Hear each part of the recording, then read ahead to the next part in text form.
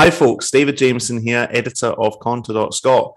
At a time of rising union militancy here in Scotland ahead of the COP26 environmental conference, but around the world, from Kellogg's workers in America to right here in Glasgow, cleansing workers, stagecoach workers, rail workers, it's all kicking off.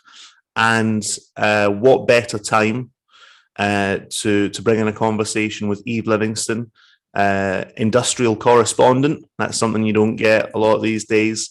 An author of a new book, Make the Bosses Pay, from Pluto Press. Eve, thanks very much for joining. Oh, thanks for having me. I'm looking forward to talking about the book. It is a genuinely strange time, I think, for people of our age. I was just saying yesterday that I can't really remember a time like it. I mean, we've obviously grown up during a period of a structurally sort of low level of workplace politics and trade union organisation and industrial action. But a combination of factors seem to be changing that. You know, one is inflation. Another is the labour shortages and the more general supply shortages in the economy, partly related to the pandemic, but there seem to be wider kind of structural forces in play. But as I say, you know, throughout our lifetimes, trade unionism has not been a kind of cutting edge thing in politics. It began a very serious decline in the late 1970s and has continued ever since. What inspired you to become a journalist in this particular field? Yeah, it's a good question, because I think you're right that it might seem to some people like a very niche topic, sort of trade unions and trade union action. I don't agree with that view, and the reason why is because I went into journalism because I was interested in inequalities, essentially. So why are we living in this time when some people are so much richer than others, and some people have such a better deal and a better life, and in all these different ways. And the more that I kind of did that work, and the more that I was writing about those issues of inequalities, the more that I kind of came to realize that collectives, and I don't just mean trade unions, actually, I mean sort of unions of all descriptions and kinds, but collectives in their broadest sense are really the best, maybe the only kind of thing that we have as ordinary people for advancing our own interests and actually changing things. It's the only thing that's ever changed anything, really, is people kind of making that commitment to each other and acting collectively. So to me, it's not a niche kind of issue to talk about unions and to talk about industrial action and workplaces. It's actually at the centre, I think, of all of these conversations that we are having all the time, that young people are having, about why the society that we live in is so unfair. We know that young people care about that. They're not sitting there happy with their lot. They're going on strikes about the climate. They're joining tenants unions, which have seen huge kind of increases in membership compared to trade unions. They're joining campaign groups. They are kind of getting out and they're trying to change things. They're recognizing that something's wrong. But they're not necessarily at the moment turning to traditional kind of trade unions all the time. So I was interested in kind of having that conversation and making that case that actually there is this movement that's there for you to turn to when you're looking for an answer to all those questions. It's not necessarily what we might want it to be, but it's kind of yours to shape as a young person who's interested in making the world a fairer place, essentially. So that was sort of my starting point, I think. Yeah, that's interesting because, as you say, there have been these mass movements throughout the last, 20 years. And there's been no shortage of discussion of problems like inequality, the huge mushrooming of global inequality. But that's not always been something that's been focused on the workplace, right? Like the actual site of exploitation. I many moons ago went on that Make Poverty History March in Edinburgh. God, how long ago was that? But that's kind of classic, isn't it? There's a in that movement, which was defined for what it was and in its day and so on. There was kind of an idea that inequality was fundamentally a moral question.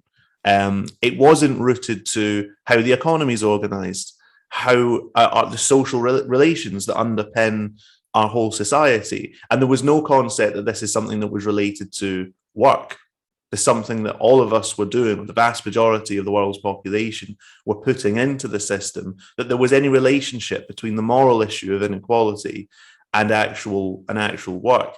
So is the book, because my one reading of the book is that it's actually targeted at young people who might be interested in those ideas from these broader social movements, but haven't necessarily come up with that kind of trade union tradition. Is it aimed at a younger audience or a new audience in particular? Yeah, I think the kind of reader that I had in mind when I was writing it was someone who's young, probably younger than me. I'm 29, so I'm kind of talking about teenagers and people in their early 20s maybe, who are kind of, as we've discussed, maybe a bit politicized and certainly do recognize that there are these kind of problems and that they've got a dissatisfaction with life or with work. And as I say, sort of making the case to them that unions are the place to put that energy, is particularly after the kind of, few years that we've had of young people getting behind electoral figures. I think making the case that, actually kind of movement that was built by and for working class people that has kind of sustainability beyond electoral cycles, that you don't have to kind of build up and fall and rebuild it every 5 years, is a better place to put your energy now that those kind of electoral battles are for a large part over for the moment. So I had that kind of reader in my mind, but I hope that there are also things that people who are really involved and kind of know a lot about the union movement can take from the book too, because the kind of two sides of the book, I suppose, are why unions matter and why these young people should be in them, but kind of tied up in that how unions also need to change to meet those workers' needs. So I think there's something in that kind of latter argument that established trade unionists can get a lot from. And certainly I've been really pleased with the feedback from people who are kind of union figures and know about trade unionism and are very politicized, that they've also taken something from the book. So I'm quite happy that it seems to be speaking to different sort of readers in different ways. Yeah, and you get into the book into some of the kind of more like strategic questions that you were discussing there. How does the trade union movement relate to the contemporary workforce, which has changed in some regards and has new dynamics? Before we get on to that, though, I mean, what do you think the character of the present period is in terms of trade unionism? I kind of touched on it earlier about that there are groups of workers winning significant pay rises. Lorry drivers, for example, groups of private sector workers who have, we all know the picture of trade unionism in recent decades. It's largely retreated into the public sector. It's largely retreated into groups of workers who are have higher social status or a higher educational level or so on. But we are actually now seeing a spread of unionization as well into areas of the economy where it wasn't before. There was recently in Greece a gigantic strike by sort of Deliveroo and Deliveroo type workers, where there hadn't been any organization before. Now, obviously, this is partly being spun by labour shortages, the advantages that gives to workers in their in making their demands. But I mean, do you think that there is a new mood abroad in terms of workplace organizing and so on? Is this, could it be another false dawn, or is this like a real goer over the longer term, do you think? I think I am optimistic about the kind of where we're going with unionism, not just abroad, but in this country too, because of the kind of advent of some of the newer sort of grassroots unions that have come up and kind of explicitly gone into these sectors where unions haven't traditionally been and organized, migrant cleaners who are predominantly women, for instance, or outsourced Black security guards, these kinds of workforces that traditionally have been a bit left behind by the traditional union movement. So they give me quite a lot of hope. And I wouldn't want to, this kind of comes up in all the promotion that I've done around the book, this sort of tension between these newer grassroots unions and the sort of older established, perhaps labour affiliated unions. And I certainly don't want to create the impression that I think the kind of new grassroots ones have all the answers and the old ones aren't worth bothering with, because I think they both models have kind of strengths and weaknesses, and they both have things to contribute to a kind of wider labour movement. So I've also been cheered by seeing what some of those kind of older, more established unions have done in terms of outsourcing and trying to work for precarious workers, and projects like Unite Hospitality, making a kind of explicit effort in a sort of very established, very large, very bureaucratic union to go into kind of ununionized workplaces and be sort of creative and agile and responsive. So all of that kind of does make me optimistic. And the point that I make in the book throughout is that there isn't such a thing as a union or a labour movement without its members. I think quite often you talk to young people about unions and they picture a general secretary or a building or a picket line. And actually what I try and do in the book is sort of redefine the union to be like you and your colleagues, with a shared interest. So a group of people making a commitment to one another. And I think when you start to understand the union or the labour movement in that sense or in those terms, rather than as kind of institutions or policy documents or whatever, then you have to be optimistic because you can see the potential there for actually building genuine power. And yeah, so I think it's there for the taking. I don't think we're far along the journey. I think there's lots of work that still needs to be done. But I have been cheered by kind of those examples that I've highlighted and by sort of the types of discussions that have been happening around, leadership elections and things, people talking about workplace grassroots organising and building power rather than just servicing members. I think all of that stuff is really important. And it feels like we're kind of in a moment where members themselves are looking for that too. So I'm hopeful about it. And just before we came on here, I saw a Scottish journalist. Journalists don't, of course, write their own headlines, but I saw yet another headline about union bosses threatening a rail strike.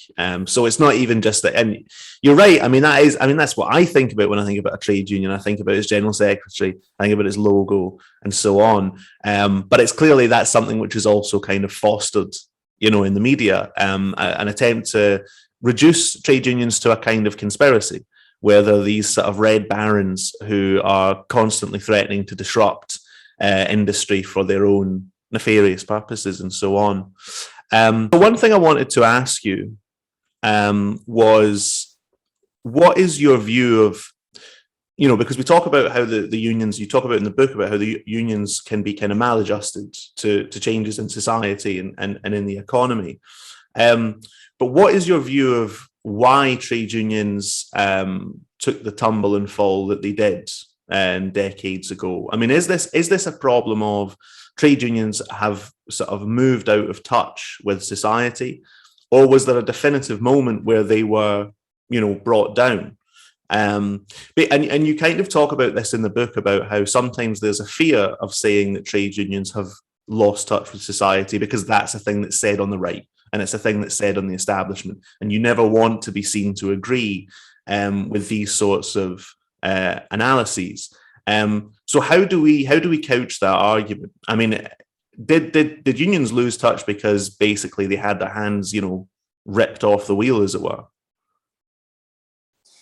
Yeah, I think that's an interesting point, and I kind of actually it's one of the reasons I wanted to write the book was because I feel like it's important for someone who has a sort of insider outsider status to be like making these arguments. So I'm not an elected union official who kind of feels duty bound to defend the union movement at all costs for very good reason. That's what those people's job is. So it's understandable that they do that. But similarly, I'm also not a right-wing commentator who has a kind of vested interest in like discrediting and misrepresenting unions. So I felt like it was important for someone to come in and say, as someone who like passionately believes in the power of unions and collectives to be the kind of thing that changes that moves the dial in society, but also that they're not perfect. There's a lot of things that they need to do differently. And I suppose the question that you're asking about the kind of whether there's a specific moment, to me, I feel like there's a sort of chicken and egg situation. I feel like a lot of things that happened to unions were imposed upon them. So there was a very conscious restructuring of the economy in a way that kind of was really brutal for workers and for the unions that represented them. And that was all done on purpose, you know, a shift away from production to kind of service and financialization and all of that stuff. But I also think that sometimes we talk about the kind of anti-union laws and the restrictions on union activity, which are, you know, completely draconian. Like, you know, that's a correct characterization, I think. But sometimes we talk about them as being kind of the be all and end all, and that there's nothing that unions can do. You know, it's a kind of foregone conclusion that the government are just have cracked down so far that we can't be bold anymore, we can't be creative, we can't be challenging. And I don't think that's true. I think that there's a whole other argument about going beyond the laws, which is also how some things have changed in history. But even if you are kind of from within a union that wants to stick on the right side of the law, I think there are still things we can do that are kind of bold and brave and within the law. And it's not always good enough to say, you know, our hands are tied, we can't do anything else. And I also think there's more that could be done to actually challenge those laws themselves. I think sometimes we just take them as given that this is the lot we've been dealt, and that these things don't change. You know, obviously Margaret Thatcher is characterised as the kind of the prime minister who completely decimated the unions.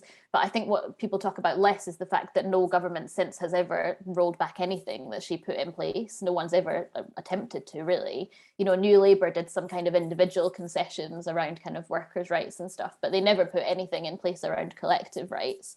And they never attempted to roll back anything that Thatcher had put in place.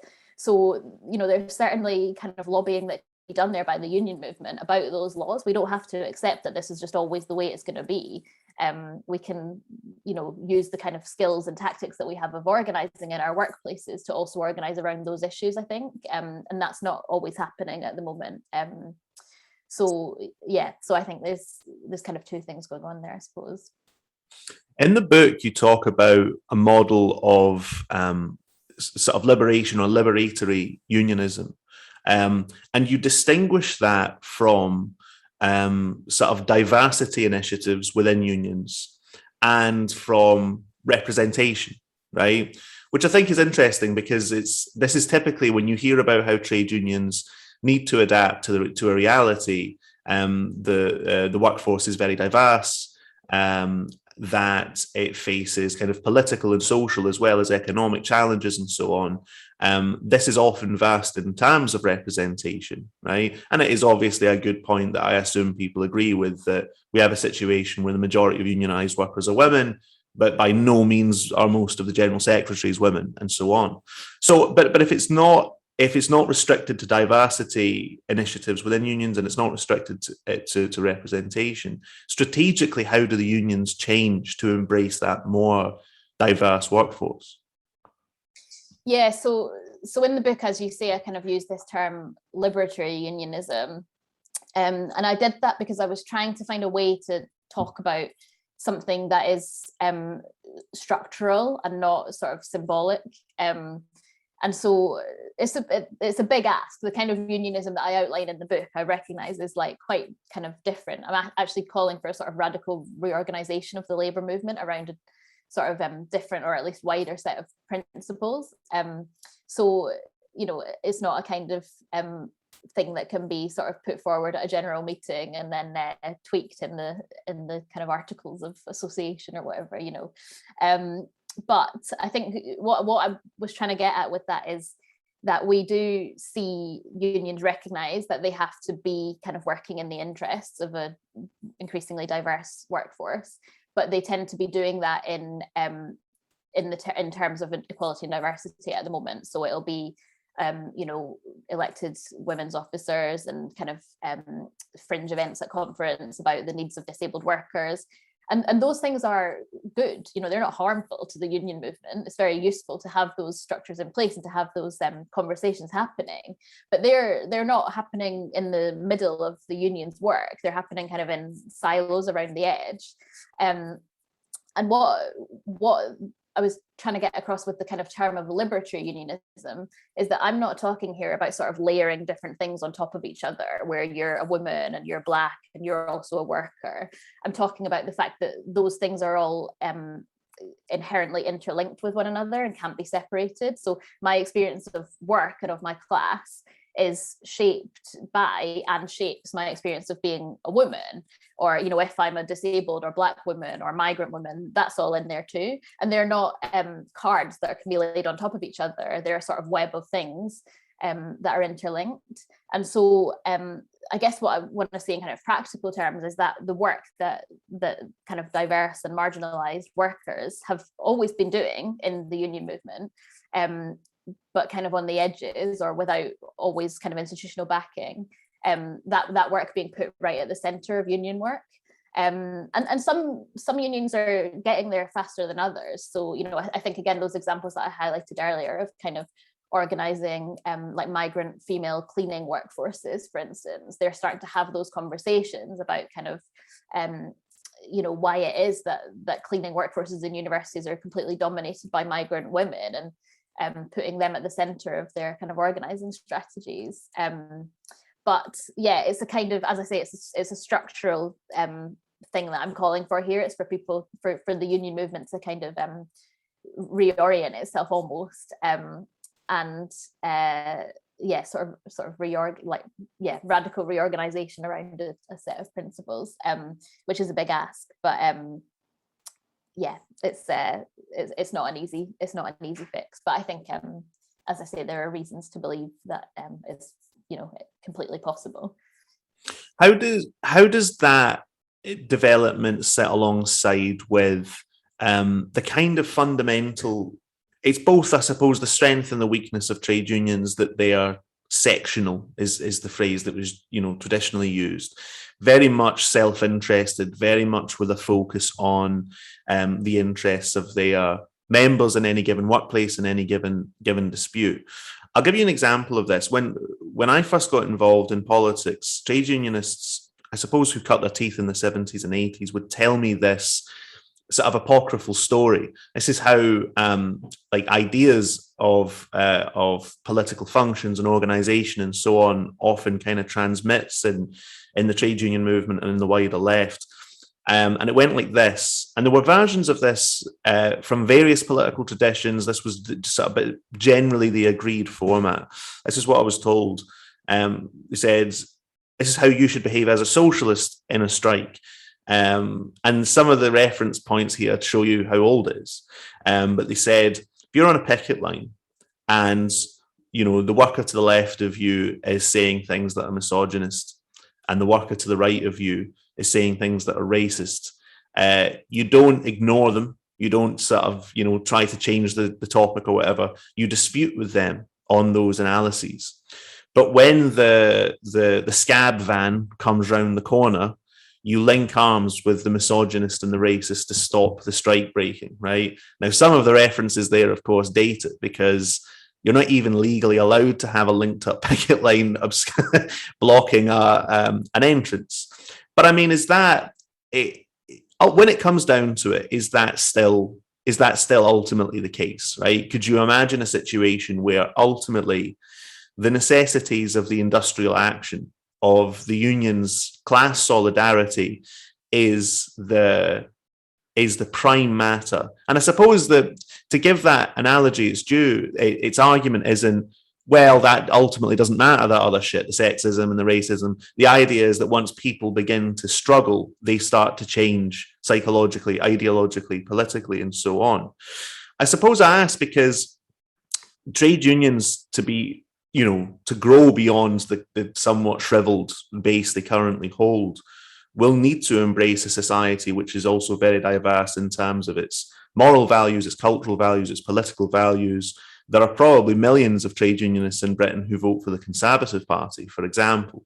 And the basic idea of trade unionism is that you embrace all these people and organise them on the basis of their workplace issues, their industry issues, their class issues. How do these sort of two approaches work together? Yeah, so there's loads in that question. There's kind of loads of things that are coming into my head as you were talking there. I suppose the first thing to say is that As you might expect, no, I don't agree with that kind of analogy for two reasons. One, because I think, the moral arguments are very obvious that people shouldn't be expected to just put up with that for the kind of greater good, if you like, but also because it's just ineffective and limited, because there is, class solidarity that doesn't acknowledge those different experiences of how we experience our class and our work is limited. It's just, it's going to reach a point where you can't go any further, because we're divided amongst ourselves and we're not acknowledging those different experiences. So there's a moral argument, and there's also just a strategic kind of argument about our tactics, I suppose. I think I've lost my train of thought now. What was the last thing that you said?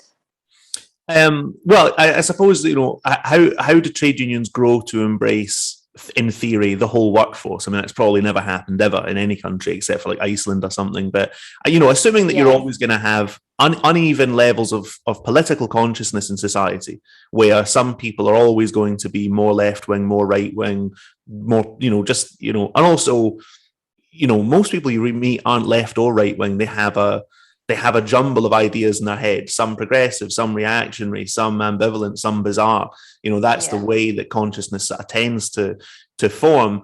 I mean, isn't the idea? So it's another kind of sort of hackneyed version of this is the miners' strike. So when the miners' strike began, the miners were quite isolated from the rest of society. The mining communities weren't typically very cosmopolitan. There were actually kind of immigrant mining communities that we forget, but sometimes had misogynistic ideas. Very famously, there was like a miners' chant at the start of the miners' strike, about Margaret Thatcher that was very misogynistic and so on.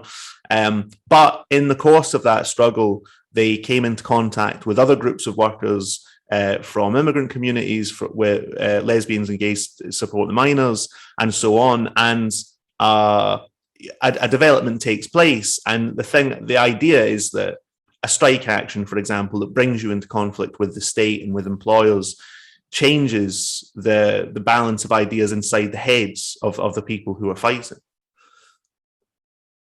Yeah, sorry, I remember what I was going to pick up on there, which is that idea of political consciousness. So in the book, I would say that the kind of underlying argument, if you like, or the overarching argument, is that the kind of key to successful rejuvenated trade unionism is going to be a combination of sort of deep organizing, so as opposed to that service model, so going into new workplaces, speaking to new potential members, not just the ones who might already agree with you, but the ones who are kind of harder to reach or easier to ignore. So a combination of that deep organizing strategy and political education, by which I mean when someone comes to the union with a grievance, which I think is, we're not really going to change the fact that that's going to be for a lot of people when they arrive at a union. We can talk about kind of trying to change things so that people just automatically feel they should join when they start work, which is the case for what was the case for me and will be the case for a lot of people who are kind of left wing or politicized. But I don't think it's really going to be the case for vast swathes of society. I think they're going to tend to find themselves arriving at the door of the union when they have a grievance, when something happens to them at work. But for me, the key to that is, at the moment, a lot of unions who have had to embrace this kind of servicing model because of all the things we've talked about, the kind of pressures they're under and the limits that have been put on their work. At the moment, they operate in a very kind of I think I can't remember if it was in the book or if it's in an article, but I sort of categorized it as like a game of whack-a-mole, where you're sort of dealing with individual grievances. So you're saying to this one worker that comes to you, yes, we'll come into your workplace, we'll talk to your boss, we'll try and sort this out. They might sort it out, and that would be great for that individual worker. But it doesn't create a new trade unionist. It doesn't challenge any of the kind of political ideas that are in that worker's head. It doesn't really do anything to strengthen the union or the union movement at large. And so the kind of strategic thing that I'm calling for there is, for when that person comes to you with their grievance, the union says to them, this isn't an individual issue. It's not about you. It's not about your workplace. It's not about your boss just being a kind of one bad boss. It's about the structure of society and the way that work is set up under capitalism, that it's a feature, not a bug, and that the way to solve it is collective. And there are some really good examples of unions doing that, where some of the new kind of, I think I mentioned Unite Hospitality and Better Than Zero in Scotland are a good example as well, where they put a lot of thought and effort into that kind of building of trade unionists. And so when someone comes to them with a grievance, they will kind of start that journey of political education and consciousness raising, and they'll say to them, you know, we'll help you out, but your side of the bargain is to talk to your colleagues about trade unionism and to get 5 of them to sign up. And that creates new trade unionists, and that actually builds power in a way that just servicing people and firefighting does not. It doesn't build any power. It might solve one individual case to the benefit of that worker, but it doesn't have any wider ramifications. So I think that for me, if unions could do that kind of dual role of deep organizing and political education, we would start to see a lot of what you're describing there, a kind of wider base of people coming into the movement, and being kind of, I mean, educated almost sounds patronizing, but, you know, being kind self-educated, yeah, self-educated and involved in conversations and have their ways of thinking challenged and see their role in society and in capitalism, which a lot of young people don't. You know, there's so many influences on us that kind of tell us that everything we face is individual and it's about us and it's got nothing to do with kind of capitalism or work or society. And unions absolutely have that role to show people that that's not the case. So I think we could start to see that the kind of wider, stronger base that's actually building power, as I say, as opposed to just kind of acting in the trade union movement, but still individualistically. Mm-hmm. And these ideas have a certain purchase in trade unionism at the moment, don't they? I mean, obviously, Sharon Graham recently won election in Unite, and she was formerly in the kind of organising unit, heading up the organising unit of the organisation. I mean, is this a debate which is going on, you know, among trade union organisers, among reps, among activists that you're picking up when you're talking to trade unionists? I think it is. And I think what really struck me in the case of Sharon Graham and the Unite election was a lot of people talked about the disconnect between the media and the union. So the way that the kind of union election was reported in the kind of legacy media being in terms of like the implications for the Labour Party and the kind of, you know, lines about Sharon Graham being an outside candidate that was splitting the left and all of this stuff. And I think a lot of trade unionists talked about that being very disconnected from their kind of experience on the inside of Unite. What I also think happened there, which we didn't talk as much about, was the disconnect between the kind of top level of the union and its grassroots members. So what was actually happening there, in my view, is the people who were talking to the legacy media were union insiders, but they were equally disconnected from the grassroots media because they're kind of right at the top. The grassroots members, not the grassroots media, because they're kind of right at the top of the union, having their own experience and their own conversation and not really connected that much to people on the ground. So I think there's a huge kind of question and challenge there about union structures and union democracy and making sure that can't happen, where the top can't be so separated from the grassroots that they're having two different conversations. Because I think in that case, the grassroots members that I spoke to were saying things very similar to the arguments that I make in the book about deep organizing and about political education and about unions being a force for tackling inequality in society at large and starting conversations about the kind of structural underpinnings of all of that. And that's not the lines that were being kind of fed to the media or reported in the media. So I think there's two things there. I think there is an appetite for this stuff amongst grassroots members, but that it's not always under the structures that a lot of unions have. It's not always able to kind of progress to the top level. And indeed, some people at the top of unions have a vested interest in that not happening, right? Because they're also people with a lot of power that, in some cases enjoy having that power and don't really want to cede any of it to their membership. And I'm not saying that's the case for every single union leader. I'm just saying that the structures that we have in our unions, which actually replicate the structures that we have in our workplaces, can have a lot of the same problems actually that we see in our workplaces in terms of kind of top-down, power, I guess, not being distributed. And another aspect of this, of the misreporting of that internal election, which was wildly off, because if people remember, it was a three-way race. There was the candidate of the United Left, who are the kind of largest left bloc traditionally in the union, and seen as a kind of successor to Len McCluskey. And then there was Coyne, who is the kind of right-wing candidate, let's call him what he is. And then there was Graham, who was coming at it from this kind of different angle of having led the organising unit. But to the last moment, I thought this is going to end in disaster. I was thinking Coyne's going to win this. And what a couple of trade unionists were saying to me was, no, because Graham can cut into Coyne's base in a way that Steve Turner, the other candidate, couldn't. But in any case, I was without a couple of contacts, I was as at sea in that debate as apparently the entire British media were. I mean, what I understand is that the Labour Party right was bracing itself for this victory for their guy as well. And doesn't that also reflect just the appalling decline in media interest in unions? There was a time when every news publication, TV, radio, newspaper, whatever, had to have an industrial correspondent. I said at the start of this that your chosen profession is very unusual in the media today, being someone who's dedicated to the trade union movement and reporting on it.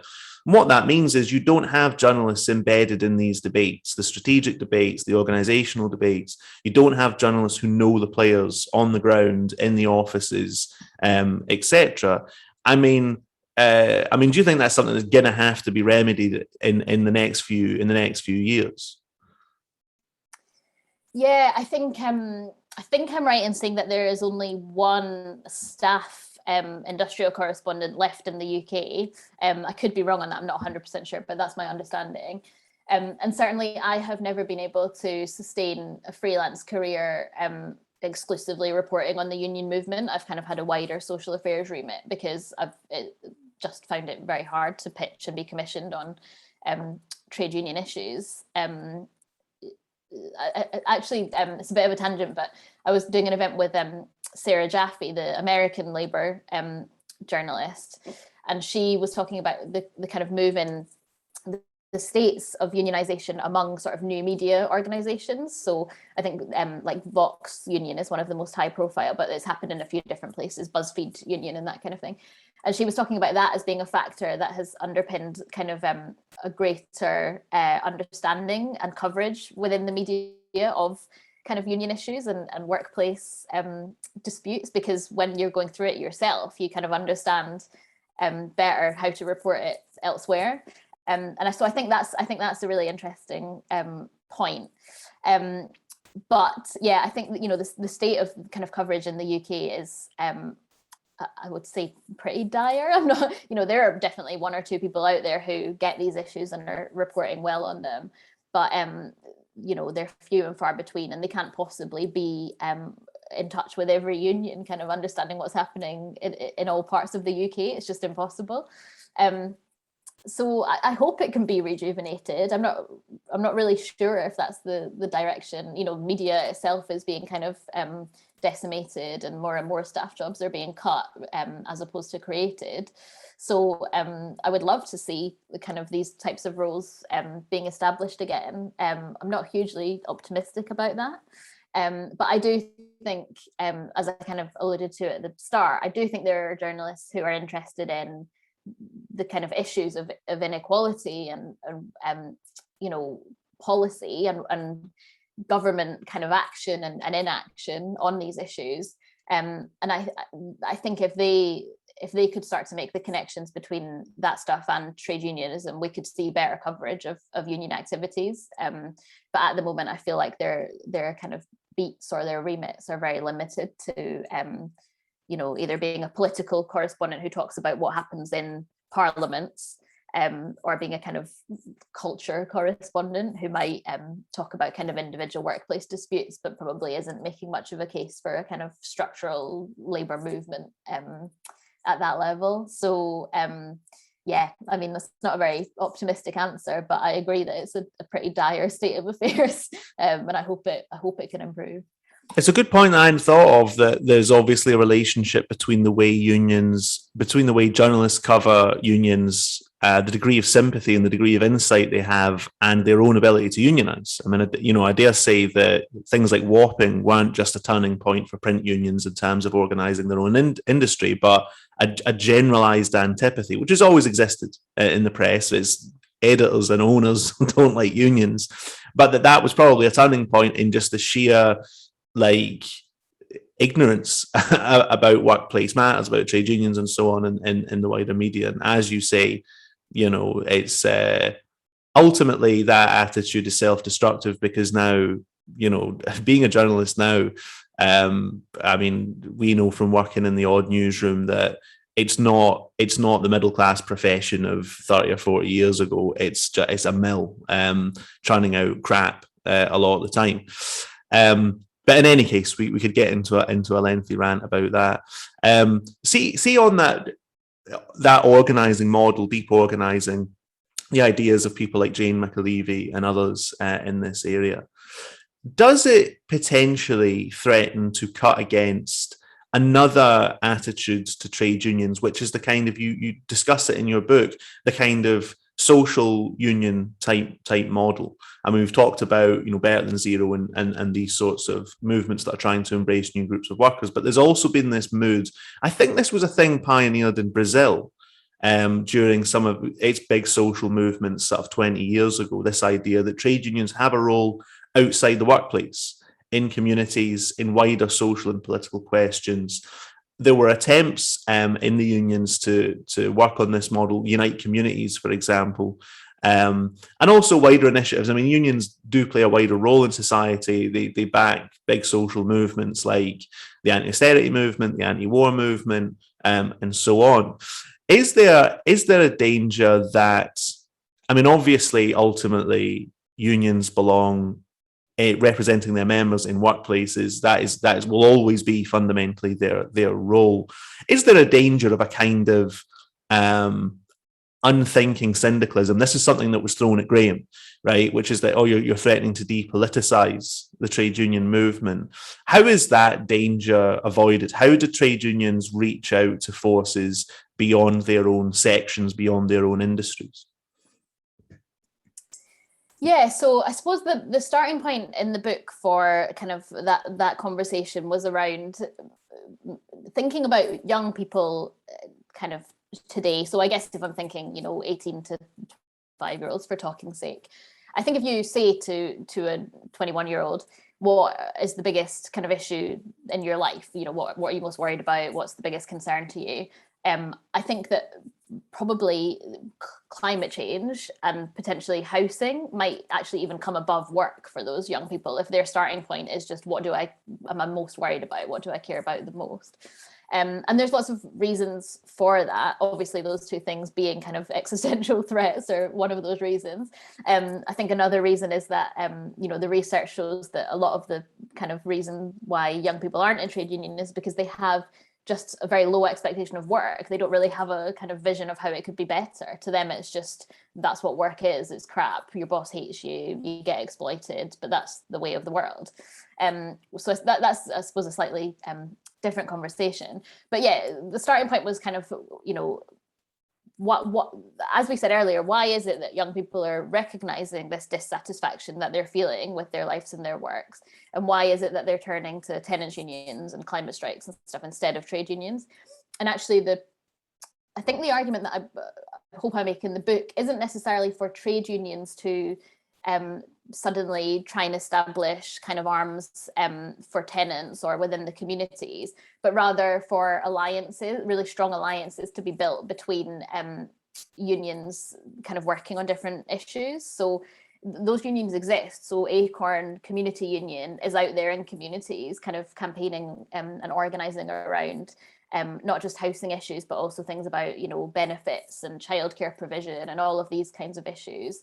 Tenants unions are out there in cities kind of working for renters and organising renters and doing a very similar process to the one I described in terms of that political sort of consciousness raising about it not, you know, it being a feature of capitalism and not a bug.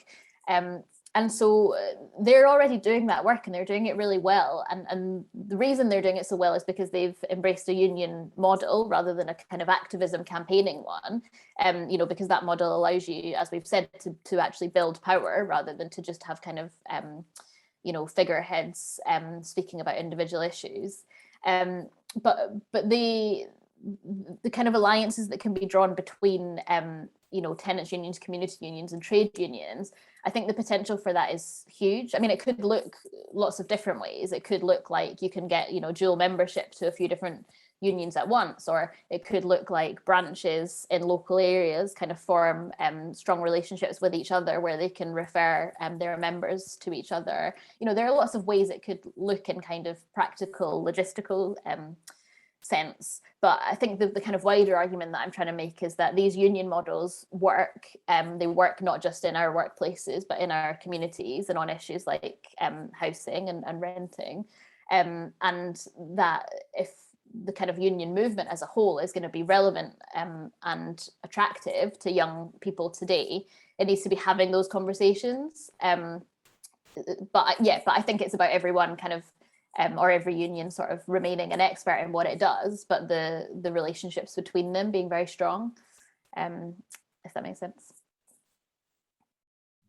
To make this conversation concrete, could you just reflect briefly on your coverage? Because I remember it quite well of the equal pay dispute in Glasgow a few years ago. Now, obviously, I mean, it was seen up close. It's one of the biggest and most effective trade union struggles that I've sort of seen. And I think it's been one of these moments in recent years which has mixed stuff up a bit. Like it was it's the first time I can remember in my life where I would bump into people. I'd overhear people in a shop, you know, on the other side of the city from where I live, talking about how much money they'd got out of the strike, which sounds, you know, it sounds base in a way, but why should it? You know what I mean? These were people who were denied their money over a very long period of time, had to fight for it very hard. And a lot of them, when they got their money, it was life-changing for them. And the way you'd hear strikers discussing that situation was a revelation, because it's like, oh, there's a thing that I can do that completely changes my life and completely changes my perspective on where I sit in society, who I am, all that kind of stuff. And it was a very inspiring sort of movement to report from. What can be learned from that struggle, perhaps in particular regard to what's going to be going on in Scotland during COP26, where, as I was saying at the start, a number of unions have now basically said, again, you know, obviously they're going to be criticised, this is cynical and so on. But as far as I'm concerned, there are thousands of rich people coming to central Glasgow. Why not hold the council in COSLA and the government to ransom over that situation? So what can be learned from that movement in particular, do you think? Yeah, I think that's actually a really good example to draw on, because it touches on so many of the things that we've discussed throughout this conversation. So what you had there was a situation that had emerged because of a sort of, you know, male-dominated sort of breadwinner type of trade unionism that had lingered, and where kind of people at the top of unions, you know, did kind of dismiss the interests of women in favor of their male members historically. And that's how we ended up in a situation where all these women were kind of being, you know, underpaid by collectively kind of hundreds of millions of pounds. And then we also had a situation where the way that it was reported kind of reflected a lot of the issues we've talked about. So those women were kind of variously reported as being sort of puppets of union bosses, as being sort of both, you know, SNP and Labour stooges at different times, depending on what they were kind of saying, rather than being ordinary working class women who had come together collectively to act in their own interests. They were not afforded a lot of agency and a lot of corners of coverage of that movement. But ultimately they were successful, although they're still fighting actually, and kind of to get the settlement that they deserve. All these, I think 3 or 4 years later now. So the fight there kind of isn't over yet. But I agree, it was one of the most kind of possibly the most sort of moving event that I've kind of covered, and I remember coming home on both days of that strike just feeling completely in awe of what these women were doing, and they were, as I say, ordinary working class women, and they could articulate what they were fighting for and why they were using the tactics they were using better than any kind of like union boss that I've heard, talking kind of in abstract terms about union action. So they weren't anyone's puppets. They understood exactly what they were doing and why they had to do it that way. And I think the kind of lessons there for COP, I agree wholeheartedly with you that it's exactly what union using that as leverage. The fact that all these people are going to be here, the whole world's eyes are going to be on Glasgow, and there's a real hypocrisy there about talking about climate and all of these kinds of issues, while we have, as you say, a sort of issue with like litter on the streets at the most basic level. So if we're talking about we're having these big top level UN discussions about solving climate change, but we can't kind of have enough bin men on our streets to empty the litter every day. There's a huge kind of hypocrisy there, and that creates a narrative I think that unions can draw on, and really strongly. And I'm excited to see what they do. I hope that they do use it as the opportunity that it can be, and it certainly looks like they will. Every day at the moment, we're couple of weeks out from COP, and every day at the moment there's like a new announcement of industrial action that's being threatened, and some of those cases have already been resolved because because that is a powerful threat to make. So immediately the employers are saying, okay, we'll bow to your demands straight away, because it would be so embarrassing for us to have this strike happening during COP. So that's so instructive as like exactly what trade unionism and industrial action is about. That's exactly what it should be, about how do we, where do we gain this power, and how do we use leverage. And I think it's a great kind of opportunity for unions, and I'm excited to see what happens. No, it is exciting. In fact, the momentum in cleaning depots and in various unions around the country is such that by the time people are watching this video, like various authorities may have caved. But whether they do or whether they don't, I think we're going to see a significant demonstration of effective trade union power. So it's going to be exciting, I think, over the next few weeks in Scotland. So thanks very much for coming on to talk about the ideas in your book. That is Make the Bosses Pay from Pluto Press. And it is an excellent both introduction to trade unionism and its basic ideas, and then it kind of graduates on to some of the strategic conversations that are going on in the wider movement. So it's very recommended. And thanks very much for coming on and chatting about that. Oh, thanks for having me. It's been an interesting conversation. And you may be watching this on the new spangled Conta.Scot website. We don't have any big money backers. So please subscribe to our Patreon, join our newsletter, feel free to donate, and feel free also to send any content on the subject of trade unionism or anything else to editor@conta.scot. And I look forward to speaking to you all again soon.